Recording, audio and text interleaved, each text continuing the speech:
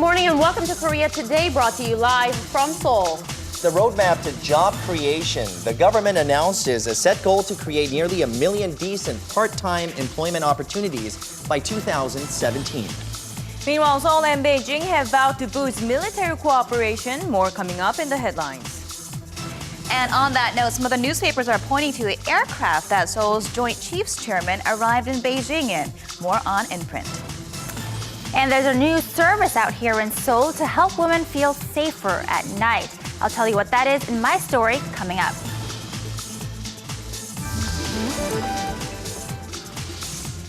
A mother, a wife, and an employee, women are jumping back and forth from their various roles. We experience a day in the life of a Korean working mom. A dehumidifier is becoming a must ahead of the hot and humid summer season. We show you a device that will keep your home fresh with a healthy environment. Live on this Wednesday, June 5th, 2013. From Arirang News, this is Korea Today. And good morning. Thank you for joining us on Korea Today.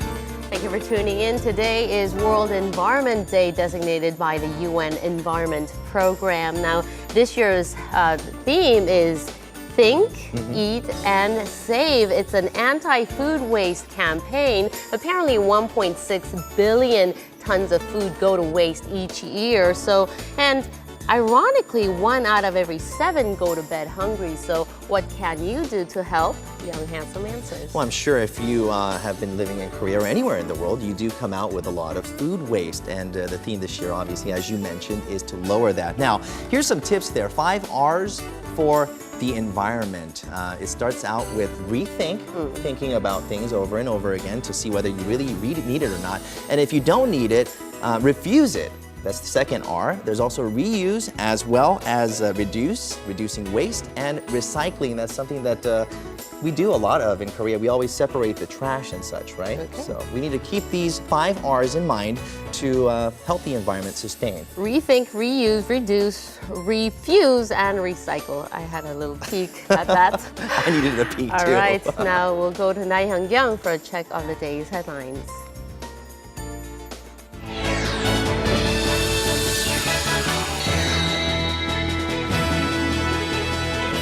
South Korea and China have agreed to boost their military ties, especially when dealing with North Korea. South Korea's chairman of the Joint Chiefs of Staff, Chung Sung-jo, and his Chinese counterpart, Fang Fung-hae, met in Beijing on Tuesday and agreed to expand cooperation in denuclearizing Pyongyang. They also agreed to set up a direct telephone line for regular dialogue in case of North Korean provocations. Chung emphasized the role China plays in resolving tensions and maintaining peace on the Korean Peninsula and sought Beijing's support. Now, these were the first military talks between the two countries in 6 years. The next round will take place in Seoul next year. Now, the head of the North Korea Freedom Coalition, Suzanne Shelty, says Laos is responsible for the recent repatriation of young North Korean defectors. In a phone interview with Seoul-based Yonhap News Agency, Shelty also urged the Laotian government to make regular trips to North Korea to secure the safety of the repatriated group. She said Laos was very aware of the fact that the group would face harsh punishments if sent back to Pyongyang, and it knew of their wish to reach South Korea. Last month, a group of 9 young North Korean orphans were caught in Laos on their journey to defect to South Korea. The Laotian government says it sent back the group to China because they were illegal immigrants. Moving on, the government plans to create around 2.4 million jobs by 2017. This means roughly 480,000 jobs will have to be created annually. The push is a part of the government's efforts to achieve its employment rate goal of 70%, but it says the goal cannot be achieved through conventional methods. We need to shift away from male-centric jobs with long hours and move towards flexible work hours that can be applied to everyone. We need to spread the culture of balancing work and family throughout our society. Now, that was on Tuesday. The government proposed 4 objectives, including creating new jobs by fostering the so-called creative economy and implementing flexible work hours. The government also plans to give financial incentives to companies that actively create jobs. So-called economic democratization is the key phrase in the Park Geun-hye administration, and it looks like it will continue to be the dominating phrase in the June extraordinary session at the National Assembly.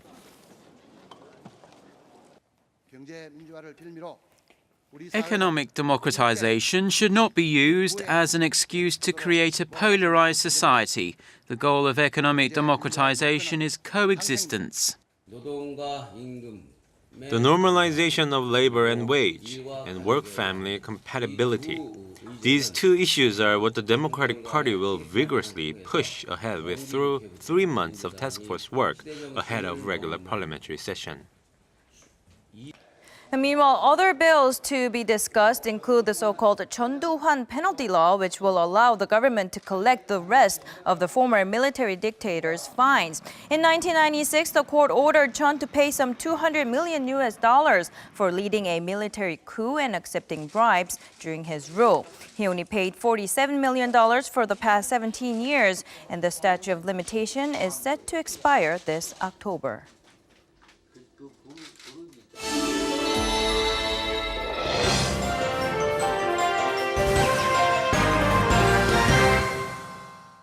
Happy Wednesday, everyone. The roadmap for new job creation that the government rolled out yesterday is the top news item as treated by most of our dailies this morning. But first, let's go ahead and take a look at the top image news also seen in several of our front pages today. Now, Jungang Daily's picture title reads, Chairman of the Joint Chiefs of Staff visits China in military aircraft for the first time. And taking a closer look at that image, here is Chairman Chung Seung-jo arriving in China to the warm welcome of its military staff. It is the first time in 6 years that Seoul's top military chief has met with his Chinese counterpart, and notably, he made the trip in a C-130 military transport plane, which the paper says is equipped with a communication system that would allow Chung to direct his staff in the case of an emergency. Now, this does mark the first time ever that a South Korean military head did travel to a military in a military plane, rather, on an official visit to China, reflecting a mutual trust there, according to one staff member. And turning to Gyeongyang Shinmun, it also shows Chairman Chung there shaking hands with his Chinese counterpart, Fang Fanghui, chairman of the People's Liberation Army General Staff. The two are said to have met on Beijing's invitation to discuss major military issues to develop a strategic cooperation between the neighbor states. And the meeting also comes ahead of President Park Geun-hye's summit talks in Beijing, slated for later this month. We'll leave that there and head over to the jobs roadmap now unveiled by the Seoul government yesterday. 동아일보's headline captures the emphasis placed on part-time jobs with this new plan, and it reads 40% of new jobs will be hourly jobs. And as you heard earlier, this jobs push is part of the Park Geun-hye administration's goal to achieve a 70% employment rate by the end of her term, which it hopes to accomplish by breaking the previous inequitable and some would say prejudiced opinion toward part-time jobs. Now, the goals are massive. Create nearly 2.4 million new jobs. That's 476,000 annually, with 920,000 of those being temporary jobs. There were some 1.5 million temporary jobs recorded last year. So for some perspective, that is that number would grow by some 61% should this goal be successfully implemented. And these temporary jobs would be high quality, the government says, with similar job security and benefits as traditionally enjoyed only by permanent workers. And because the state is placing emphasis on encouraging more women and young people to get into the workforce, the hope is that the flexible nature of temporary jobs would be a good fit there. The government does aim to accomplish this by providing tax benefits to complying companies and also by shrinking breaking the annual work hours clocked by Korean workers. Currently, Koreans are said to work nearly 2,100 hours every year, a number they do hope to shave to 1,900 hourly hours, or annual hours, excuse me, by 2017. And to help new mothers and families, the proposal also extends the time period that working moms can take their childcare leave by 3 years, that is, until the child is 9 years old. And we will go ahead and take a look at Chosun Ilbo's main headline now.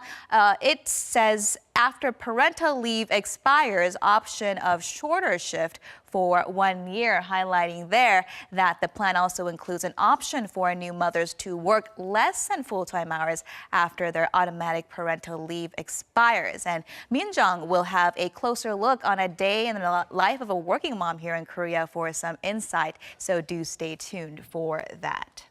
And finally, scooting over to Mail Business newspaper, its headline reads 930,000 hourly jobs in 5 years. And it also includes this graph that shows which sectors those 2.38 million jobs are projected to be created in.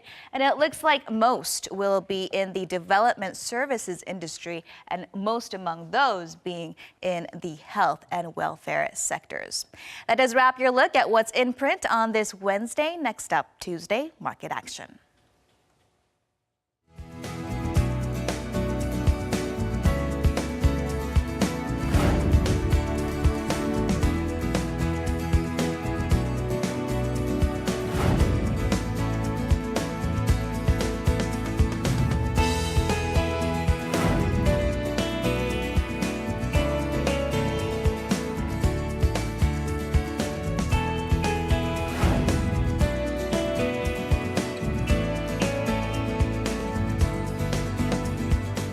Tomorrow is Memorial Day. It's a national holiday, so the weather plays a big factor. So let's go over to Lee Da-mi and find out the weather conditions outside in and around Seoul. So over to you, Da-mi. Good morning, Dami. Good morning, everyone. Today I'm reporting live from Pocheon, Gyeonggi Province. This morning conditions are nice and beautiful. We will be seeing clear conditions throughout the day. Current temperatures are about 19 degrees Celsius. Now, later in the day, it will be another scorcher as temperatures will be peaking up once again. However, over in the East Coast, conditions will look a bit cooler as there will be cool easterly winds that will lower the temperatures just a tad bit. Now, the clouds won't be very apparent throughout the day, especially in Seoul. So that means less clouds to cover us from the scorching sun, which also means high UV levels. So make sure to protect your skin with extra sunblock and maybe a hat and some sunglasses. All right, well, let's take a closer look at the temperatures across Korea. Over in Seoul, lows are at 18 and highs will peak up to 30 degrees. Daegu will be the hottest with scorching temperatures at 32.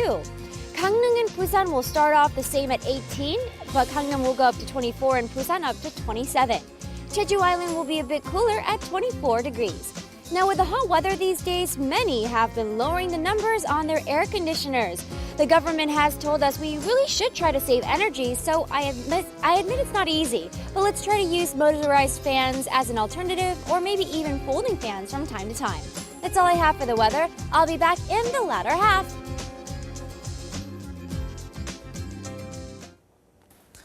You've heard of genetically modified foods. Some common ones are potatoes, corn, soy, rice, and one of the more controversial, milk. Former environmental activist Mark Lynas ripped up crops of genetically modified foods and helped begin the anti-GM movement in the mid-1990s. Now, the influential science writer says he, quote, could not have chosen a more counterproductive path and publicly apologized earlier this year. He's been invited by the Korean Food Security Research Foundation for a special lecture on global warming and food security. Joining us is Mr. Mark Lynas. Good morning. Good morning. Thank you for joining us. First of all, why the change of heart? Well, when I was an environmental activist, I didn't understand much about the science. I didn't even understand really what DNA was and what the process of genetic modification meant. And the more I've learned, particularly as I've been writing scientific books, I even won a major scientific prize for one of my books. This was on climate change, so on the environment globally. I actually understood more and I met more scientists, and I realized actually that I was misrepresenting the scientific information about this issue, that there's a very strong scientific consensus that these foods are safe. They're very heavily and independently tested before they become available for us to eat. And I thought it was actually important eventually to speak publicly about this and to try and correct some of the misperceptions that I was involved in promulgating earlier. I think the misconceptions that you'd had in the mid-1990s and earlier on are probably the same misconceptions that many people have around the world. You know, everything from conspiracy theories to internet rumors about certain genetically modified foods causing mutations and such. Now, what are some of the common misconceptions about genetically modified foods? Well, people think there's potentially some food safety issues with GMO foods. There's rumors about them giving cancer or autism, and it's like you can read any of this stuff on the internet. It's extraordinary the extent to which people get the wrong idea. But the truth is that these are the most, probably the safest types of foods that have ever been introduced into the human food chain because they are so extensively tested. In the past, when our foods were genetically modified by selective breeding, in the sense that everything we eat now is nothing like its wild original relatives. So they've all been genetically modified. What's happening today is that scientists are very precisely transferring just single genes. So it's a very precise way to actually change the way that crops work. And then they're very extensively tested, both in animal studies and in the field. So actually, people, in some ways, organic foods are much less safe because of things like bacterial contamination. There was a food outbreak of food poisoning in Germany from organic bean sprouts when 50 people died. You know, imagine if 50 people had died from eating GMOs. And of course, the truth is scientifically that nobody has died, nobody's been injured, there's been no health impacts, and these foods have been available for 10, 15 years. So you're saying that GMOs are safer than organic foods and such, and at the same time, there has been studies. So there's been extended studies on GMOs. There's been, the last count, I think about 600 scientific papers written on these issues, testing all the different types of food. And if you look at the academic, the scientific institutions who write about important issues, whether it's climate change or anything else, they've made very clear statements on GMOs that the public is misinformed and that they are safe. And so if, as an environmentalist, it's important for me to be science-based in what I'm saying, and I think all Greenpeace and all environmental organizations should also be science-based, and the scientists have said very clear that all the GMO foods which are available are completely safe for humans to eat. Okay, so that's the final line, and it is safe for us to eat. Okay, what if I'm still not convinced? I'm still in doubt, and I really don't know that much about it. The reason that many people have any doubts is because of the fact that they don't know. I mean, how can these food producers convince the general public that it's completely safe? Well, food is a very emotive issue. You know, you're putting something inside your bodies and inside your children's bodies, so it's not surprising that people are more concerned about that than they are about other issues. But I think actually there's a good case for GMOs being safer than conventional foods, because many of the new GMOs which are being produced will not require chemical pesticides. So the crops will actually protect themselves against insects, so you don't have to spray them with toxic chemicals. So clearly that's going to be safer. Also, some GMOs which are now being designed by scientists will be nutritionally better, so they won't have allergenic effects. They'll be healthier for people to eat. And I think when there's consumer benefits and when people realize that this is even better than organic because they're going to be healthier and they're going to not have any pesticide residues, that maybe will help convince people actually this is going to be a good thing. Okay, one of your other areas of expertise is climate change, the environment and such. How does this tie in with the GMOs? Well, it's going to be a very important issue because the climate's changing rapidly now. We're seeing more droughts, we're seeing more extreme weather.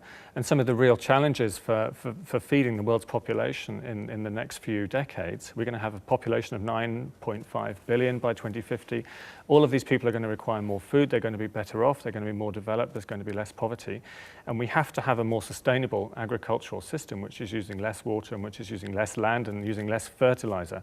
Now, changing the biology of the crops, the genomes of the crops, is probably one of the most important tools that we have, which is why it's actually completely back to front that environmentalists who should care about sustainability are rejecting the important tools that we have to make agriculture more sustainable. South Korea, I mean, you've been here last year, you told me, and you're also here this year. Now, South Korea, as well as parts of Asia, is going through a climate change of its own, where in Korea we used to have longer springs and fall, but nowadays it seems like we're just kind of skipping straight over to summer, and there is hotter summers, so we're experiencing more heat as well. Now, how big of a change is the Earth going through, and can we expect this climate change to keep going? Well, we've seen about a degree of global warming now in Celsius terms on average over the last few decades. That could accelerate very extremely over the next few, by the end of this century. So I wrote a book called 6 Degrees, and this is about essentially the worst case scenario could be a 6-degree temperature rise by 2100. That would make the planet hotter than it has been for 50, 60 million years. So right back into the time of the dinosaurs. So nothing our species, our human species, has ever experienced before. And this is probably the most profound challenge that humanity has ever faced.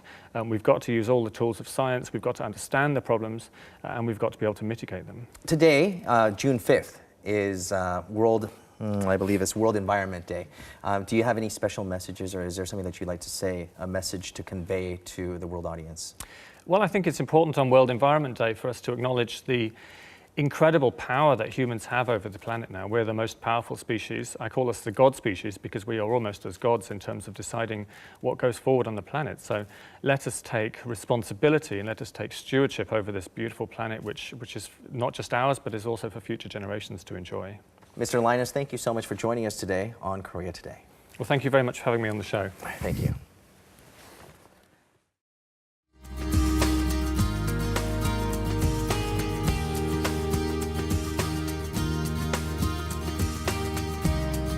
There's a new initiative to keep women safe in the city and to fight against the recent spate of sexual assaults in the nation. The Seoul Metropolitan Government has kickstarted a program that provides night guides for women going home late at night. For more, our Connie Lee joins me this morning. So Connie, I hear you tried the program yourself. Yes, I did. And Hyungkyung, you can actually try it too, pretty easily. Well, the new initiative by the Seoul government officially started in many of the districts, and it's unlike anything you've seen before. Now, hundreds of night guides, most of them who are actually women, are dispatched all around the city in the late hours to watch over their neighborhoods and to respond to calls from women who want these guides to walk them home late at night. Right. So it's not just to prevent crimes from happening, but I hear that it's also giving more people job opportunities. Right. Well, government officials say that this new program was essentially created for two different purposes. One, to provide more jobs for older women, and to make women feel safer after nightfall. Let's take a closer look. On the first week of the night guide system being implemented citywide, I thought I'd give it a try and request a night guide for my walk home from the bus stop. 네, 안녕하세요. 네, 안심기가 서비스 요청합니다. With the request made, my guide should be at the bus stop within 30 minutes, as promised by the new service. My night guides were easily recognizable in their bright uniforms. 네, 집이 어디시죠? 네, 집이 이쪽으로 가시면 돼요. 예, 그러면 가실까요? 앞장서세요. 네. That was simple. I can see this service catching on easily with women. Because anywhere in the world, even in a busy, bustling place like Seoul, it could still be a bit daunting to go home late at night, especially alone. So that's why the Seoul government has started this new program of providing night guides for women in the capital. With just one phone call to 02120, females in Seoul can request guides to walk them home in the late hours between 10 p.m. to 1 a.m. Nearly 500 guides, or so-called scouts, clad in yellow vests and hats, are dispatched all around the city in pairs or in groups of 3. Their jobs are to keep watch over their designated neighborhoods and to answer requests from females who want that extra company on their way home. The Seoul government has partnered with several districts around the city to provide women with this night guide service. With night guides, women can feel safe and not have to walk home alone in the late hours. And as a program made for women, the guides are also mostly comprised of women. Of the nearly 500 guides, only 30% of them are men. We purposely hired more females for the job because we figured women who request the service would be able to trust and feel safer with female guides than with male guides. Officials also point out that this new program aims to provide new jobs for women in their 40s and 50s. I first heard about this position through my community center, and I thought this job would work well for me because I don't need much sleep anyway. And it is a way to do something good for my community and also get paid. But for the most part, being a night guide is more than just a job. We take much pride in serving our community, and especially after my first experience out in the field, I'm so happy to do this. The woman who I guided home was so thankful for her service, and it made me feel like this job was worthwhile. For now, this service is available in 15 districts around Seoul. But by the end of next year, officials say they plan to expand the system to all 25 districts of the city. Now, with the start of this new initiative, people might get the impression that Seoul is not a very safe place to live, but that's not actually the case. And program officials do stress that this is a preventive measure to prevent crimes and violence from happening, especially those targeting females. Right. I mean, both you and I can agree that Seoul is relatively a safe city, but how does Korea compare in the number of assaults or crimes compared to other countries around the world? Well, findings actually released last week by the OECD Better Life Index show that Korea is a relatively safe place to live nationwide. Assault rates in Korea are quite low according to statistics. In the nation, about 2.1% of the people reported falling victim to assault in the past year. Now, that is less than the average of 4% among other developed nations. Now, the fear of crime, I have to say, Hyungyang, is also very low in Korea compared to the average. 75% of people in Korea say they feel safe walking alone at night. Now, the average is 67%, and so more Koreans feel safer. So how was it for you personally? I mean, the night guides seem very nice and friendly. Right, they're actually super friendly and really just very comfortable to be with. And I spent a few hours with them earlier this week when they were out doing their rounds. And they're just like your neighborhood mom and dad and uncle or aunt. And they actually know the neighborhoods really well, because many of them are actually longtime residents of their designated districts. So that's why you could see that they have a lot of pride and joy in serving their community. I'm sure they do. All right, thank you very much, Connie, for your report. You're welcome. Thanks. And still ahead on Korea Today, with the full-blown summer just around the corner, it's time to think about humidity around the house. On this week's Hot Items, we take a look at dehumidifiers that will root out fungi, germs, and all sorts of other harmful substances. So stay tuned for that.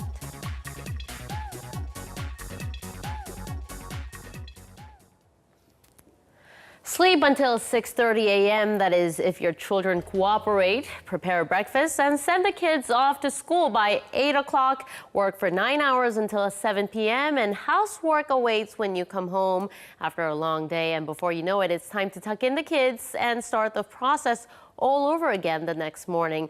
This is the schedule of a working mom, and there are plenty of them.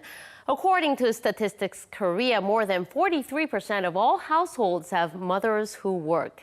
These women are so busy that 24 hours a day don't seem enough, and you'll know what I mean after this. Meet Caroline Lee. She's a working mom with a 4-year-old son, and she's allowed us into her home to give us a peek into her hectic schedule.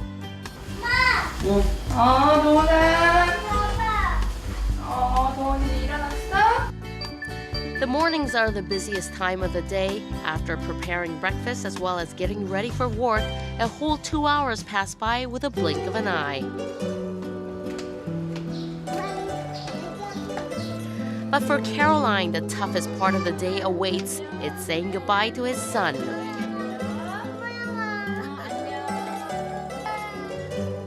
He bursts into tears every morning, not wanting to be separated from his mom, and this has been happening for the whole year. This is something he has yet to get used to. Well, this is the saddest moment for every mom, I guess. I gotta be stronger for this moment. And I guess this is to every mom, for working mom in Korea.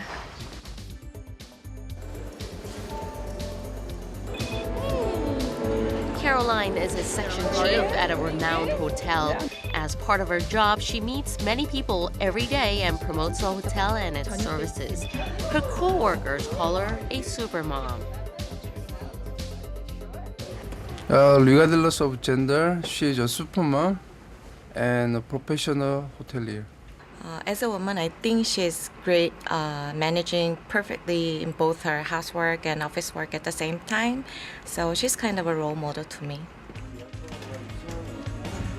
Spare time doesn't mean rest time for Caroline. There is a lot that needs to be taken. Yeah, I do banking or some research for the information for the baby that I do it during the lunchtime or some break time if I have like a minute.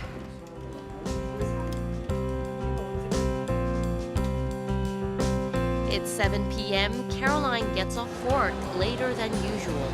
She stops for a quick grocery shopping and hurries home.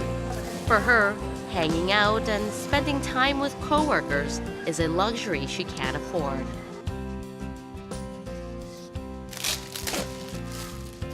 Once she gets home, housework awaits her, making it difficult for her to even say a proper hi to her son. After dinner, cleaning the table, bathing her kid, and putting him to bed, it's already late at night. Only then does Caroline get her own personal time. Although there is a growing number of women who work, more women still choose to quit their jobs after getting married and having children. OECD data in January puts Korea at the bottom in terms of the percentage of university-educated women who are in the workforce. In fact, there were close to 2 million women who gave up their career just last year alone, and more than 56% of them were in their 30s.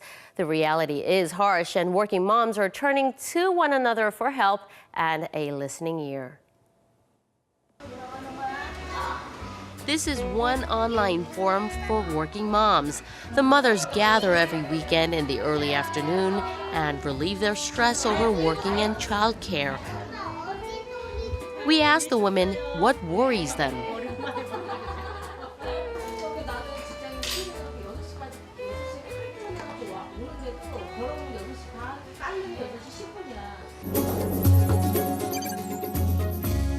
Even if I get off work right at 6 o'clock, I arrive at 6:30. There are no other children at the kindergarten, only mine.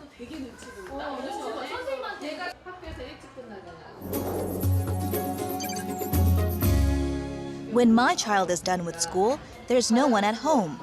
I'm back by 6:30 p.m. at the earliest, so I have my child take private lessons after school. From 1 o'clock, he takes classes for taekwondo, art, and piano, and finally spends time at a tutoring academy before coming home at 6:30. Childcare is by far the biggest concern for any working mom. In fact, statistics show 80% of working moms have considered quitting their jobs because of childcare. Balancing childcare and work naturally creates more stress, and surveys indicate that working moms are less satisfied over their lives than full-time homemakers. Being a mom puts them in a conflicting situation at work, and it's a constant obstacle for women who work.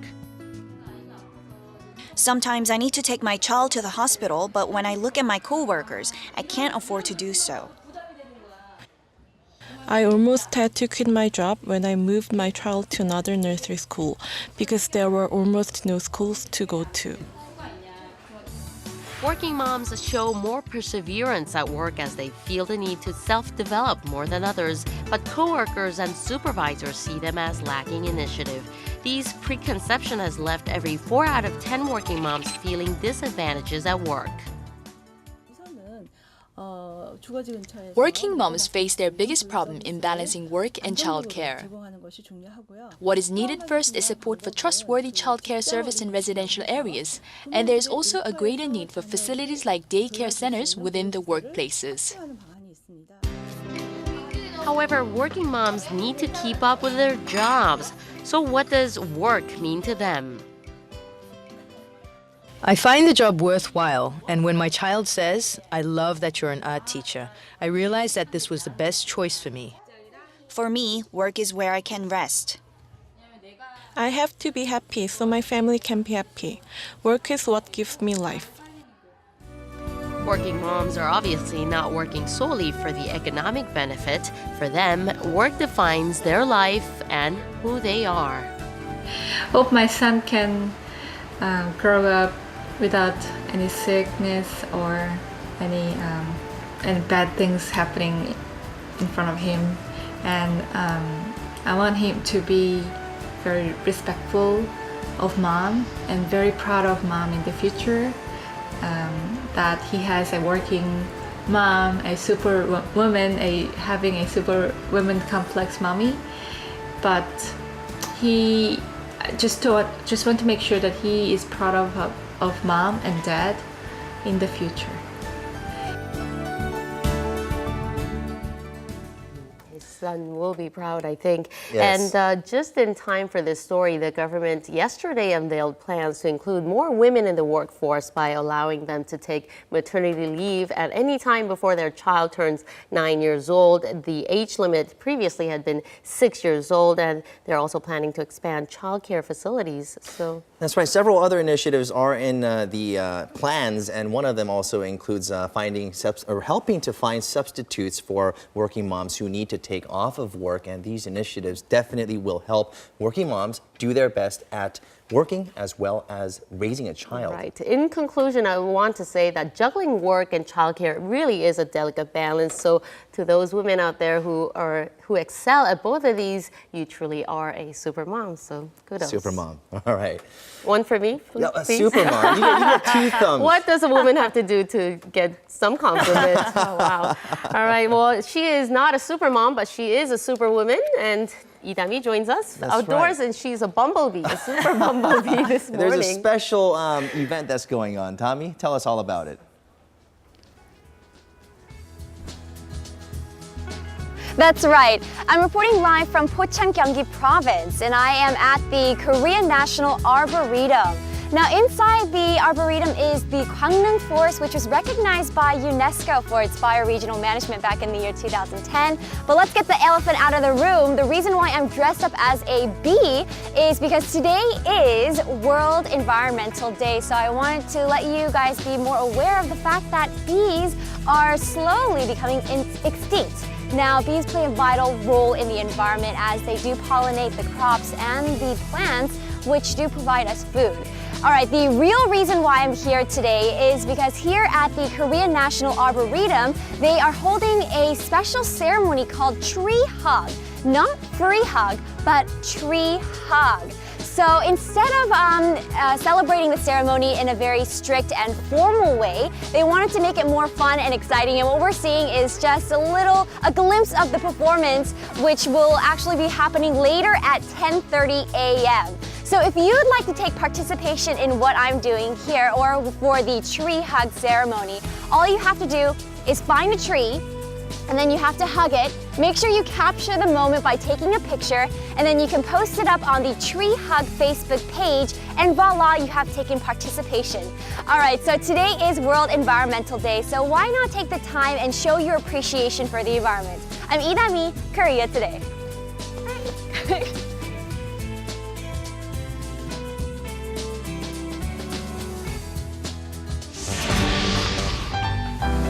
And still ahead, twisting and turning, we take you down some of Seoul's oldest alleys where print shops and steel manufacturers breathe some 100 years of history.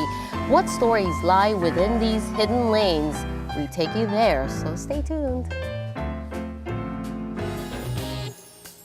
And it is time for our hot items, and joining us this morning is Angela Park. Good morning. Good morning, Young. Okay, temperatures in Korea have been soaring, getting into the 30s as well as the mid-30s in some parts, and that means summer is right around the corner. There's one thing that kills me, and that is the humidity. It is absolutely unbearable, and when it comes to humidity, we have different options to, of course, ease it, but this year in particular, a lot of people are going to have to brace themselves because not only is summer starting earlier, we can feel it, but the monsoon season is expected to start 2 weeks earlier than usual, and we're expecting 10% more rain than the annual average this year. You usually use the air conditioner not necessarily because it's hot, but because of the humidity. You want to dehumidify the air. But dehumidify, that is going to be our key word today. I have a couple of models. We're going to be taking a look at dehumidifiers to make your summer a little bit more bearable. We're going to start off with this one right behind us here. This is the Winix Bosong, and it was just released last month, brand new model. It's market leader as well. Okay, so Bosong means fluffy and dry, so I guess this is gonna make the air fluffy and dry, right? Exactly. There's technologies that this Winix Bosong has, and this is technologies that other dehumidifiers do not have, so I think it's important to differentiate what makes this model so special. Okay, it looks like a heat coil. This is the heat exchange system. Basically how it works is there's an evaporator, and then it's going to take all the moisture from the surrounding air and release it through the heat emission system. And this is what makes this work very efficiently. But I can talk all I want, right? I have to show you. So you want to move over there and do a test run of conditions here. So first of all, we're going to need some humidity. So I'm going to release a little bit of humidity into our model here, but after we can clearly see that this is unbearable for if a human was in there. We're going to then turn on the dehumidifier, and you're going to see it right before your eyes as it just sucks all of that moisture out in literally a matter of seconds. You can already see it kind of thinning out, right? Okay. Oh wow, this is a lot faster than I was expecting. You can see the air just going in and coming out, and at first you see some of the humidity just come out along with it in the shape of a haze, a little bit of haze, but it disappears rather quickly, and there you go. Voila. There we go. It's done. So that's how simple it is. But a lot of people I hear use dehumidifiers also as an option to dry clothes, because in the summer you hang up your wet laundry, it takes forever to dry. Have you ever done laundry in the monsoon season or the rainy season? Hung up your clothes? In Korea, a lot of people hang dry their clothes, right? And then you think they're dry and they're all dry, you wear it and something smells. You just get this smell. You're like, is it me? Moldy kind and of. it is you. It's because your clothes got mold growing on them. So we have actually a test run, and I'm going to ask you to do the honors for us. We're going to see how quickly clothes can dry with the dehumidifier in effect. So Young, if you don't mind coming over this way, I do believe there's a wet handkerchief ready for you. Okay, some of our viewers might be, how do we know it's wet? Well, it's wet. We'll show you. We'll prove it to you in just a little bit. Turn it into the turbo mode. Turbo mode is just extreme power. So we're going to see this handkerchief. It's wet. I can feel it dry up in a matter of seconds. All right, so we'll put it on here and we'll leave it like this. This is obviously displaying and showing that the air coming out of the outlets here are very dry, and this is being used to dry the air. You can feel the wind. It's moderate. I mean, it's not like there's a lot of wind or a lot of air coming out of it, but I can already see the color changing. Do you see how the wet area right here is dark, and then moving up here, the dry area? Could you lift it up? And then show our cameras here. There it is. Look at that. There we go. Right there. So that's how efficient it can work. But you mentioned mold, and I'm glad you brought that up, because this is a major issue, especially for mothers. We have young children, and these children, there's harmful substances all over. So dehumidifiers can be great, and in fact, Winix Corporation, they did a joint research with US-based Drexel University as well as Korea's Yonsei University, and they came up with a device that releases plasma ions. And what this does is it just captures all the germs, the viruses, the harmful bad stuff. Okay, you just lost me there at the plasma part, but anyhow, it's good for you and it's been shown through studies. Another thing that I just wanted to point out for those people who are worried about energy consumption is that it has the seal of approval right here, and it's rated at #1, which consumes the least amount of energy, and number 5 obviously would not be so good. And of course, during the summer months, energy consumption is at its highest, sometimes leading to blackouts of certain grids. Very eco-friendly. Now, let's move on over to this one, just to give our viewers a couple of options when it comes to dehumidifiers. The one I have here is the Dongyang Magic Dehumidifier. And for me, I am not very good with technology, ironically enough. So what I love about the Dongyang dehumidifier is that it has artificial intelligence capabilities. In fact, I'm going to put it into that mode right here. It lights up saying AI. And what that means is it's going to pick up on the surrounding air, pick up on your conditions of humidity levels, and adjust it to be bearable for you. All right. Well, so this basically has an AI option. That means I just don't have to press any buttons. I could just leave it on here. There is a regular manual mode for those people who like fiddling with buttons, right? Right there. It does it so you don't have to adjust it anymore. Well, that sounds fabulous. For those of you who like dry heat better than of course, the humid heat. Who doesn't, right? Oh, yeah, that's right. It's a lot more comfortable. This is a way to spend less energy than an air conditioner and have dry air around you. So one of these things will basically cover an entire room of a size of up to about 100 square meters. So this is perfect for your house. And one good thing I want to add about the Magic Dehumidifier is that when the bottle for the water fills up, it's kind of a pain to always empty it out, right? You can attach a hose, it drains it all out for you, and this dehumidifier shows you how much energy you're using, because you mentioned on that one you want to be energy efficient, right? So what you can do is basically it shows you, this is how much energy I used, and you can adjust it accordingly if you want to be a little bit more frugal. Right now, 0 kilowatts. All right. Well, sounds good. And it seems to have all these types of options, and I think this is a must-have for the home. Thank you very much for this new technology. Thank you very much.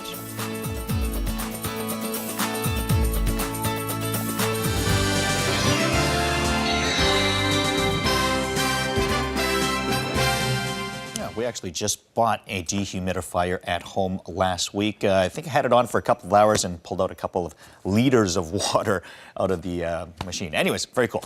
Let's talk some soccer, though. It was being dubbed Korea's last easy game, but how easy would it really be? Sure, they were playing Lebanon, the last place team in their group for World Cup qualifying, a team that is already mathematically out and playing for nothing more than pride.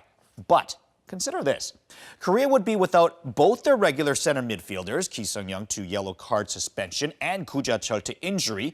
Their replacements, Han Guk-young, who's making his national team debut, and Kim Na-mil, who's 36 and hasn't played for the national team in 3 years. Also consider that the game was on the road in Lebanon, which is right next to Syria, where there is kind of a war going on over there. The KFA actually requested the game to be moved to a neutral site for safety concerns. So if you think the players weren't at all concerned about their safety, don't be too naive. And certainly don't think that this game would be an easy win for Korea. So let's go ahead and take a look at the game in Lebanon as we pick it up in the 12th minute. And Lebanon on the attack. Would you believe that no one is on Hassan Matuk? Certainly not Han Guk-young, who gets caught ball watching. 1-0 for Lebanon. Now, Korea did own most of the play afterwards. Lee Jungkook with a nice heel pass to Lee Chung-young. Left foot hits the post. Lee Jungkook, a bit of a weak attempt there on the follow-up. Still 1-0 for the home side. Lee Chung-young, probably the most dangerous player in the first half. Certainly did better than Lee Gun-ho over on the left wing. And Korea also superior play on the free kicks. 21 free kicks. Kim Chi-yu was taking most of them instead of Ki Sung-young, who, as mentioned, was out due to suspension. I would say Kim probably looked a little bit out of place on several of his kicks, but 6 minutes into injury time, Kim Chi-yu finally gets one off the defender's head and ties up the game. 1-1 is the way this one would end as Korea squeezes in an injury time goal for the second consecutive game, as that's what leads them to victory. So, what does this all mean now? Well, Korea is now tied for first with Uzbekistan, but they're slightly ahead on goal differential by a few. Iran is now just 1 point behind after beating Qatar 1-0. So this is going to make things very tense for Korea again, as their last 2 games are against Uzbekistan and Iran, respectively, while they play Qatar and Lebanon for their second games. Now, the one silver lining is that Ki Sung-young will be back for both of those games, and hopefully Koo Ja-chul as well. We'll have to wait and and see. Both games for Korea will be at home June 11th and 18th, respectively. To baseball, with all this jockeying for first in the KBO between Samsung and Nexen, the two teams finally met each other for the first time in over a month. Let's go and take a look at what happened over in Mokdong. Brandon Knight getting the start for the Heroes. He gets some great defense behind him. Kang Jong-oh with the nice snag, and then turning the 6-4-3 double play to get Park Seok-min in the third. Jang Young-sik singles up the middle. No one able to get this one as Lee Ji-young comes around to score. That would tie the game at 1 as the ball is dropped by the catcher. Bottom of the third, Park Byung-oh. It's been almost a month since its last home run. Finally, number 10 on the season as he takes this one the other way. 2-run shot that puts Nexen ahead 3-1. That's the way it would end. Nexen in first. Kia at Lotte, Kim Sun-bin singles in the third. Now drops in there. 1 run would come in to score. 1 run does not. Nice tag there by Kang Min-ho to get the out. In the 6th, Lee Bum-ho going deep to left. It's out of here. 6th home run of the year. 2-run shot as Kia take a 5-2 lead. They would hang on to win this one 7-2. Doosan and LG, Hong Sung-hun with the high chopper. Ben Jukic gets to it. Yeah, nowhere to go. 1-0. Everyone is safe. In the second, Min Byung-hun grounds to first. Kim Young-hee can't get it. Son Ju-in does, but his throw is a little bit off. That scores another run as Tucson would go on to win this 9-7. SK at NC in the third. Chung Gun-woo to left. This one, it might be, it could be. It is his 4th homer of the year. Solo shot. That puts SK up 3-1. And then in the 7th, Kwon Hee-dong singles to right. Cho Dong-hwa, bobbles it, and that allows a run to score. Ji Seok-hoon tries to score behind him, but he's thrown out at home. SK hang on to win this one. 4-2 would be your final. And that is your look at sports. Remember to eat healthy, and please, do get some exercise today.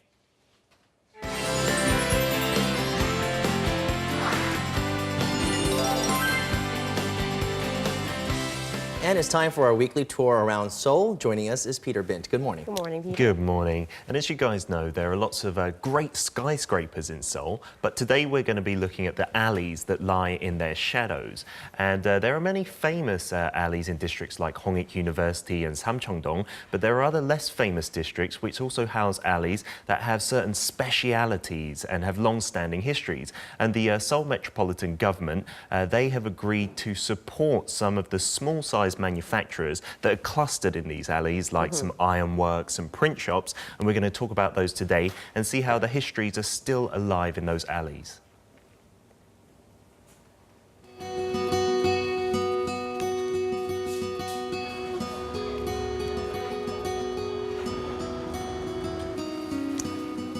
This is Jungkook, the heart of Seoul, and among tall skyscrapers we find the printing streets of Chungmuro, the mecca of print shops. Let's begin our tour down the various streets and alleyways of Seoul. The history of the area goes back a good century, and anything can be printed here, including calendars and various publications. The district was famous for being lit up throughout the entire year. The print area began developing in 1913, just as the movie industry began to bud, out of a need to print movie posters. And the first print street was in Changgyeodong along Ulchi Street, but due to redevelopment, some 500 companies moved to Chungmuro.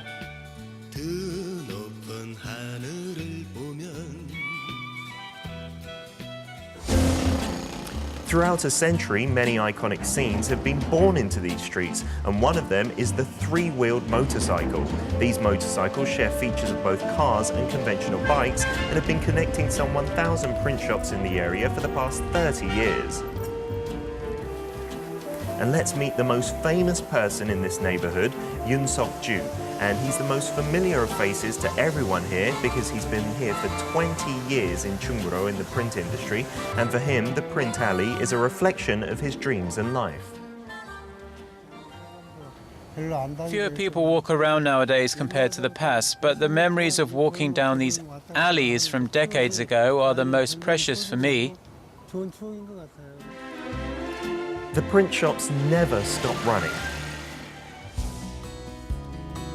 Now let's head over to Mulledong's Alley of Ironworks, where you can hear the sounds of steel and brushes. Not a match that springs to mind, perhaps. The Mulle streets have been the primary destination for ironwork since 1970. In fact, many say that as long as you have some metal, anything can be made, showing the high skill levels of shopkeepers here. I think that's Anything. quite unbelievable, right? Anything. Oh, look at that cat. And Kim Gyo-sul has been working here for 15 years now with his spouse. In fact, this is the only married couple working together here.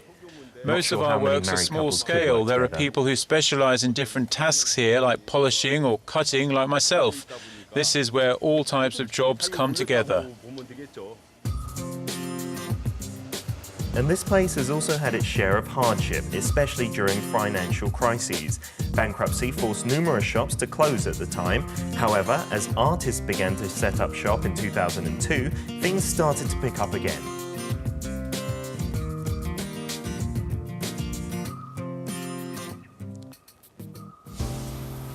As a result, the place has two different names, the Ironwork Street and Changjak-chon, or the Village of Creativity. Among many artists, Choi Chol makes models with scrap machinery parts, and his works in some ways carry the flavor of the area. Every person who works here is doing a one-of-a-kind molding job. The cutting and trimming are a standalone task in my opinion. I think that in itself is an art. These two areas were the backdrop for Korea's industrialization in the 1970s and feature history and modernity to this day. Those who have witnessed Korea's history while working there are still living, breathing proof of Korea's development. So how about visiting some of these less-known areas today? I know, Peter, one of your favorite songs is 골목길. I was hoping to hear this, but we're out of time. Next Thank time. goodness. Thank you very much. Thank you, Peter, for that. See you next week. All right, thank you once again. And a lot of these alleyways, they are very beautiful and reminiscent of the scent of life.